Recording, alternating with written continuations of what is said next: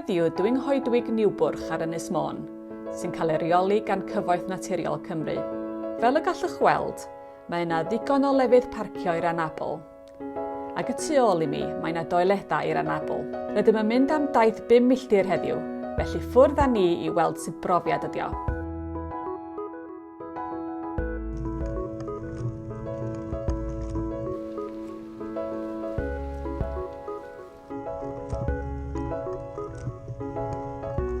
Ar ddechrau'r daith, mae'r man gwylio yma, a gallwch weld ar draws y bae, ond mae rhaid i chi fod yn ymwybodol y gall y llwybrau gael ei gorchuddio â thywod eitha dwfn.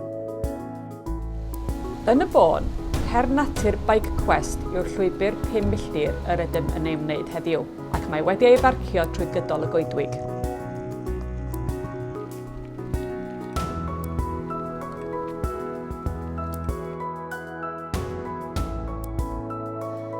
Ychydig dros hanner milltir i mewn i'r daith, rydych yn dod i gyffordd lle mae'r llwybr iawn yn troi i'r dde. Ond os ewch i'r chwith i lawr y ffordd yma, mae yna olygfa wych.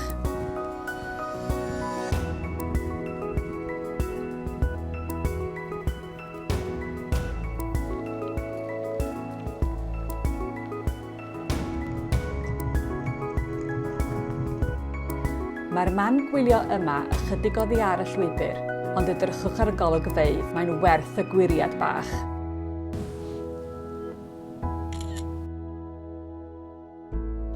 O'r man gwylio, gallwch fynd yn ôl i'r maes parcio a fydd yn rhoi milltir a hanner allan ac yn ôl i chi. Ond rydyn ni'n mynd i barhau ddilyn y llwybr Bikequest, sy'n ein harwain i fyny fan yna. Gall tywod o'r twyni gael ei chwythu ar y prif drac, ac efallai bydd angen cymorth ar rai pobl yn yr adrannau hyn.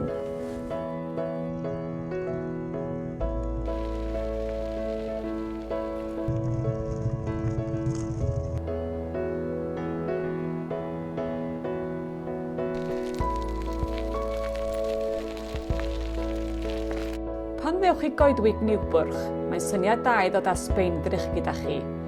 Rhag ofn eich bod yn ddigon ffodus i weld wiwer goch. Ychydig dros 2 milltir a hanner i mewn i'r daith, byddwch yn dod at yr arwydd yma, lle mae llwybr Corsica yn cario'n syth ymlaen ac mae llwybr y Bikequest yn troi i'r dde. Mae angen i chi ddilyn y llwybr hwn, sef y llwybr Bikequest. Wedi'r llwybrau Bikequest a Corsica rannu, mae graddiant fyny allt eithaf hir, ac efallai bydd angen cymorth ar rai pobl gyda hwn.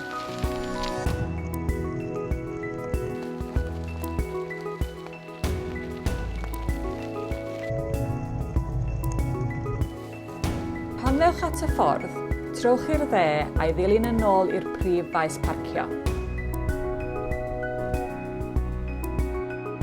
Dwi bron ar ddiwedd y daith hon rwan, ac am ffordd i orffen, edrychwch ar y mynyddoedd yna. Prydferth eithriadol.